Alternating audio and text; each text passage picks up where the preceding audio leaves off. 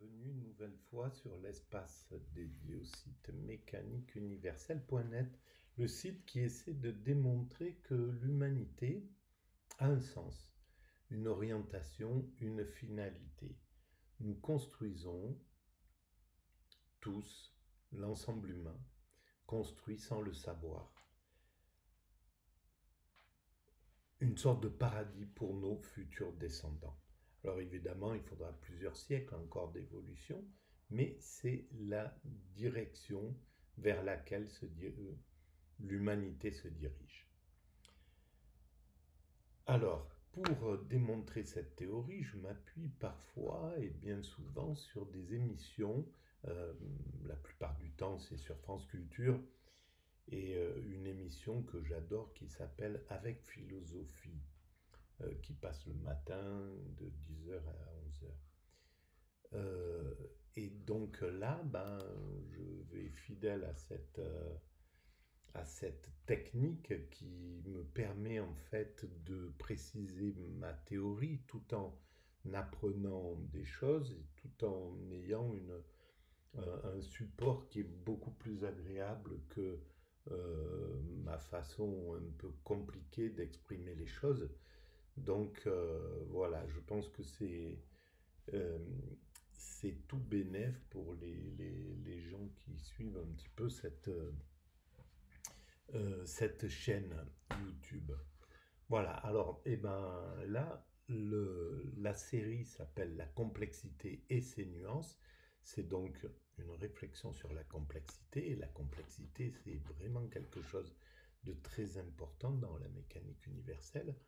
Euh, et dans toutes les philosophies, on pourrait dire, prospectives, comme celle de Hegel, qui, qui se, qui s'autorise en fait de comprendre que tout a du sens dans l'évolution. Donc voilà, il n'y a pas de réelle opposition. L'opposition, c'est une opposition technique, les contradictions, les, les choix, euh, c'est, ce sont des instruments finalement ce sont des instruments de travail en fait pour amener cette humanité vers son ultime perfection. Mais en réalité, voilà, le bien et le mal, ce sont deux outils qui servent à conduire le bien à son ultime perfection. Mais la réalité, c'est le bien qui sort vainqueur cette, euh, de ce mécanisme. Alors, eh bien là, on va relancer donc de cette série la partie 2, la philosophie complique-t-elle tout? On y va. Alors, on va en effet en venir à Hegel, qui est un peu notre ouverture malgré tout du sujet, et c'est bien normal puisque c'est le grand moderne au début du 19e siècle qui refonde avec toute une pensée de l'histoire, cette notion de dialectique qui existe depuis que la philosophie existe. Alors, Hegel pose de manière assez célèbre le problème de l'insuffisance de l'immédiateté. Ça, c'est pour répondre à l'anti-intellectualisme. Oui, bah, l'immédiateté, c'est pas formidable non plus. Le côté art réflexif, on saisit plein de choses dans le monde, mais il n'est pas sûr qu'on les comprenne. Il n'est pas sûr Alors, c'est là où que le plaisir qu'elle donne soit si pur que cela si on y regarde à deux fois. c'est là où hier j'ai suivi donc ce cours de philosophie à la fac de Strasbourg euh, qui était sur Hegel et sur la phénoménologie de l'esprit. Et justement, euh, ça a traité de ce sujet avec la conscience malheureuse, l'évolution de la conscience d'une certaine façon, et puis tout le travail de Hegel, ce qu'il cherche euh, à résoudre, c'est-à-dire la totalité de la création, de l'explication. Et il m'a paru intéressant de voir Je ne connaissais pas l'idée de la conscience malheureuse. Mais la conscience malheureuse, pour moi, et c'est ce que j'ai dit au professeur à la fin, euh, cette conscience malheureuse, elle est malheureuse à mon sens parce que elle ne, elle est, elle croise euh, un antagonisme, une sorte d'antagonisme qui fait que la conscience absolue, qui ne serait pas réflexive, qui n'aurait plus de réflexion, qui serait dans la contemplation, elle comprend le monde charnellement, physiquement, organiquement, elle, elle, est elle comprend la vérité, elle est dans la vérité, mais elle ne peut pas expliquer le monde. Et l'humanité doit expliquer le monde. Et donc en expliquant le monde, on sort de cet état de conscience absolu. Et donc on peut expliquer, éventuellement, on peut comprendre ce qu'est la conscience absolue, mais on ne peut pas la vivre. Donc cette ambiguïté fait qu'elle elle est malheureuse. Mais c'est comme ça que l'humanité se construit. Et en réalité, c'est j'utilise, ou tout au moins au tout début de la mécanique universelle, il y a 25 ans, quand j'ai imaginé cette théorie, je, je me suis dit, ben, pourquoi nous sommes sortis des primates naturels qui, euh, le primate naturel, il est dans l'immédiat. En principe, il est au contact de cette réalité. Il n'a pas besoin, il n'a pas le langage, il n'a pas il n'a pas à réfléchir à demain, il n'a pas des contingences, il n'est pas encombré par tout ce que l'humanité a dû s'encombrer pour construire l'humanité. Et pourtant, l'évolution du vivant ne s'est pas arrêtée aux primates naturels qui pourraient qui pourrait être une sorte d'idéal en somme, de compréhension immédiate, de conscience immédiate. Eh bien, en réalité, si nous sommes sortis du principe de la nature, c'est parce que le primate naturel ne peut pas atteindre malgré tout la perfection dont je parle, le paradis que nous sommes en train de construire, tout simplement parce qu'il est soumis à ses pulsions, au principe domination-subordination, aux caprices du climat, euh, aux prédateurs, etc., à l'agressivité. Euh, voilà, il a tout pour être en contemplation, mais il ne peut pas l'être en permanence. Voilà. Et donc, il fallait sortir de cet état-là pour résoudre tous ces petits problèmes, c'est-à-dire la maîtrise du comportement, la maîtrise de l'environnement, la maîtrise du questionnement. Et en fait, on reviendra à l'état finalement du primate, au niveau, la conscience redeviendra conscience immédiate, comme celle du primate, en s'étant euh, vider ou nettoyer en somme des problèmes que le primate rencontre. Donc on pourra être vraiment atteindre l'état de perfection, c'est-à-dire un état de sérénité absolue, de contemplation absolue, d'amour absolu envers autrui. Donc il n'y a plus du tout d'agressivité ou quoi que ce soit. On parviendra à ça. Et en fait, tout le travail de l'évolution de l'humanité, elle est là pour ça, en fait. Le progrès, il est là pour s'affranchir de ce dont le primate ne peut pas s'affranchir tout seul. Il faut passer par l'étape que nous connaissons, c'est-à-dire le développement de la conscience, le développement du langage, le développement de la technique, le développement de la maîtrise de la technologie, etc., etc. Euh, voilà, pour pouvoir atteindre cet état de paradis. De foi, etc., etc. Donc, critique de l'immédiateté par Hegel, qui oblige donc à complexifier par la dialectique. Écoutez cette addition au paragraphe 24 de l'Encyclopédie des sciences philosophiques, c'est-à-dire de son dernier gros ouvrage qui rassemble l'ensemble de son système. Il est inexact que l'unité immédiate, naturelle, soit l'état qui convient. L'esprit n'est pas simplement un immédiat, mais il contient essentiellement en lui le moment de la médiation. L'innocence de l'enfant a sans conteste quelque chose d'attirant et de touchant, mais seulement dans la mesure où elle rappelle ce qui doit être produit grâce à l'esprit. Cette union avec soi que nous intuitionnons chez les enfants comme une union avec soi naturelle doit être le résultat du travail et de la culture de l'esprit. Le Christ dit « Si vous ne devenez pas comme les enfants », mais par là, il n'est pas dit que nous devons rester enfants. Nous trouvons ensuite dans notre mythe mosaïque que l'occasion qui l'a incité à sortir de l'unité s'est présentée à l'homme par le moyen d'une invitation extérieure, par le moyen du serpent.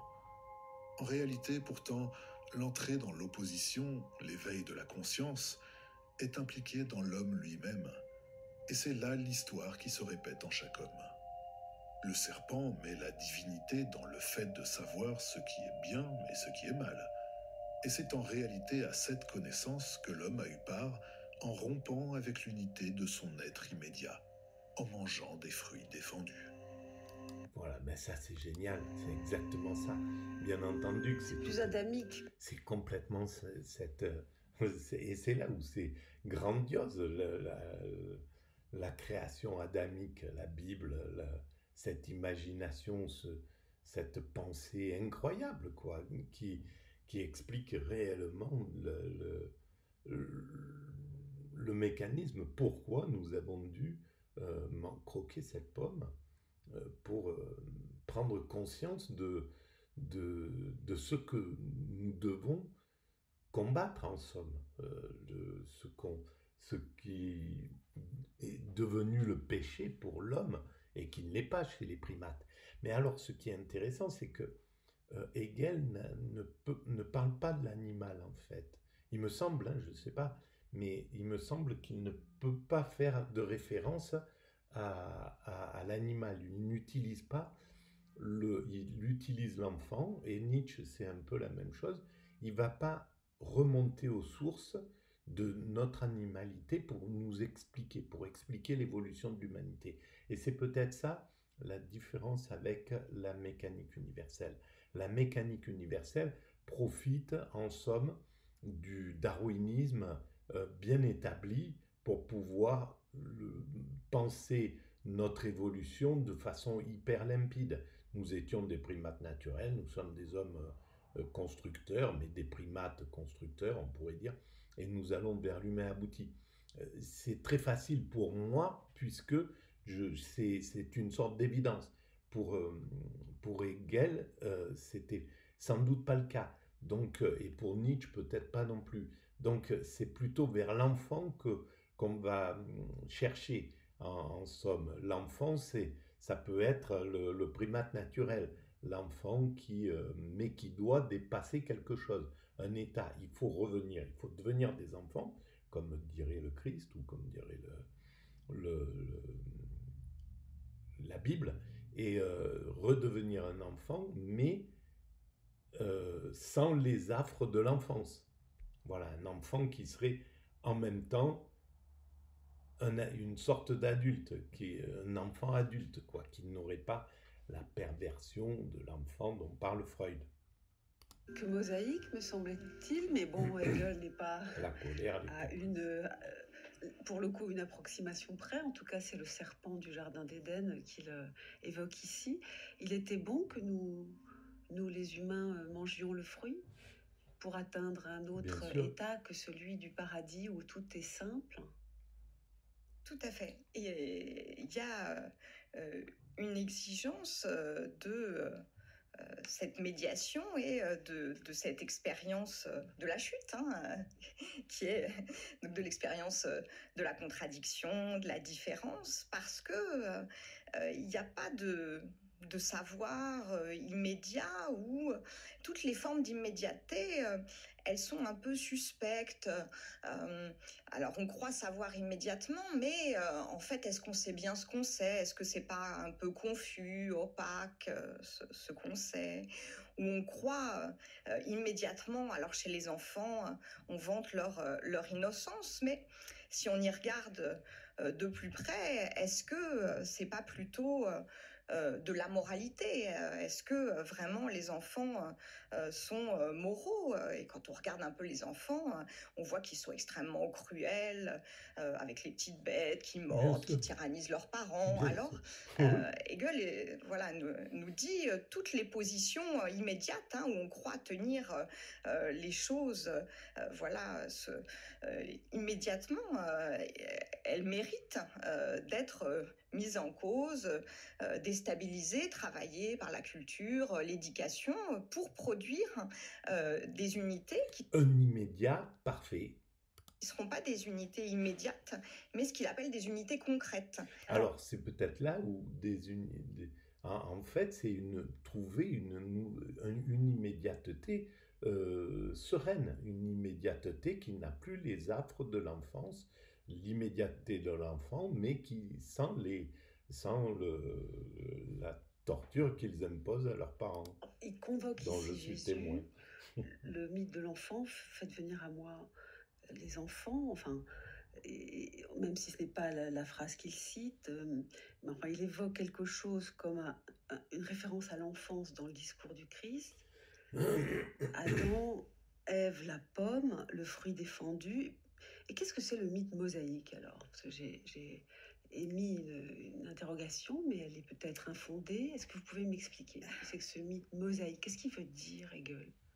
Il y a- Comment on pourrait dire ça? C'est très. Moi, je pense que ce qui est. C'est pas Moïse, là, hein, c'est Non, peut-être du autre tout. chose. C'est quoi alors, Euh, mosaïque? Ce qui est eh ben, j'aurais du mal à vous répondre. Ce qui est important pour moi, c'est qu'il utilise le terme de mythe. C'est qu'il y a dans tout ce paradis, dans tout ce régime naturel, où les choses sont bonnes, sont belles, immédiatement, ça relève du mythe. Et heureusement pour Hegel, qu'il y a le serpent qui vient déstabiliser un petit peu cette tranquillité, qui est une tranquillité qui est fausse. Alors simplement, dans la conception hegelienne, le serpent, il vient de l'extérieur, s'introduire dans le paradis. Eh bien, la dialectique, finalement, c'est une sorte de serpent intérieur, c'est-à-dire que la contradiction est à l'intérieur de la réalité et des choses. Mais alors, il faudrait bien analyser peut-être ce que c'est que ce paradis dont parle la Bible. Parce que si c'est le paradis tel qu'on le peut l'imaginer là, c'est-à-dire Adam et Ève qui n'ont aucun complexe, qui sont dans la nature de façon parfaite, il n'y a pas d'agressivité, il n'y a pas de pulsion, il n'y a pas... eh ben c'est ce vers quoi nous allons. Nous allons vers ce type de paradis. C'est pas d'où nous venons, mais c'est où nous allons. Mais le paradis d'où nous venons, c'est un paradis avec les pulsions. C'est le paradis du primate naturel. Donc, est-ce qu'Hegel a pensé comme ça? Ça serait intéressant de savoir. Voilà, c'est la réalité où les choses qui sont elles-mêmes portées vers leurs contradictions, leurs différences, leurs autres, elles n'ont pas besoin d'être piquées de l'extérieur, quoi. Qu'est-ce que vous en pensez, Patrice Canivet, de ce rapport de Hegel avec des références, encore une fois, que je trouve un peu étranges? Il y a d'autres textes dans la phénoménologie de l'esprit où il dit qui est son premier texte de 1807. Après, il y a tout un système qui va se reconduire à la science de la logique. Puis on arrive là à l'encyclopédie des sciences philosophiques où à chaque fois il nous dit à un premier moment qui est l'immédiateté dans notre manière de penser, mais qui n'est rien avant qu'il n'y ait eu une sortie de l'immédiateté. Je veux dire, la pensée n'est rien avant. Ben oui, la pensée n'est rien avant l'immédiateté, parce que c'est l'instinct qui prédomine. C'est pour ça que nous devons sortir de cette immédiateté. Nous avons dû sortir de cette immédiateté. C'était une nécessité pour atteindre l'immédiateté parfaite.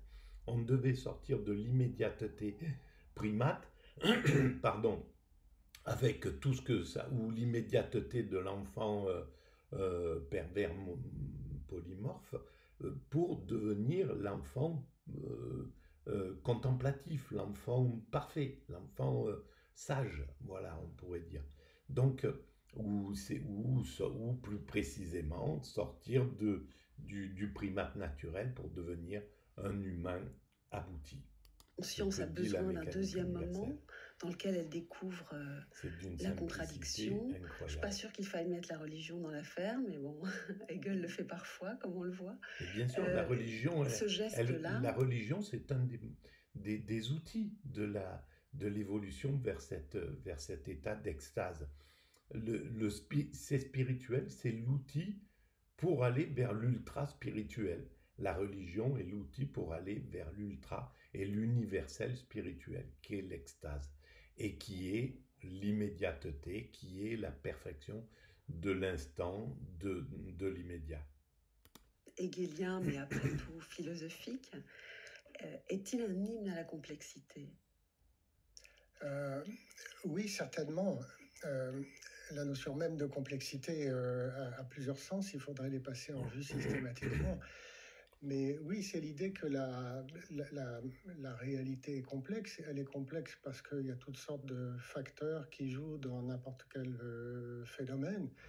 Un phénomène politique, un problème politique engage des facteurs économiques, sociologiques, juridiques, moraux, etc. Donc la réalité est complexe. Et aussi, en dehors des interactions entre tous les facteurs qui entrent en cause, il y a l'ambivalence des choses. Et je pense que la dialectique hegelienne est une logique de l'ambivalence, parce qu'elle explique comment les concepts ont des sens qui sont contradictoires, mais ça veut dire aussi qu'ils ont différents sens. Et c'est une manière de faire droit à l'ambivalence du réel-mais. Voilà, on va arrêter là pour cette vidéo, mais en tout cas, elle est, à mon sens, assez bien explicite de la théorie que je développe. Voilà, merci de votre écoute, à très bientôt.